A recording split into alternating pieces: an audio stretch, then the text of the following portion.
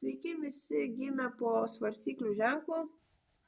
Pasižiūrėkime laikotarpį nuo kovo 10 iki kovo 16 dienos. Kas jūsų laukia? Kokios savaitės perspektyvos? Ko vengti?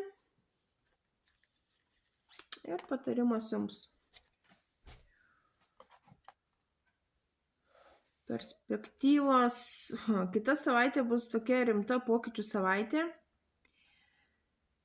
Iš esmės keisis viskas iš pagrindų, kartais labai netikėtai ir ne taip galbūt kaip jūs norėtumėte, bet tiesiog atėjo laikas pokyčiams ir jūs jų neišvengsit. Ko vengti? Venkite pernelyg ilgo laukimo, delsimo veikti. Tiesiog šią savaitę jūs privalėsite veikti ir greitai veikti, nes kitu atveju būsit priverstas judėti. Ir patarimas jums labai susijęs su bokštu.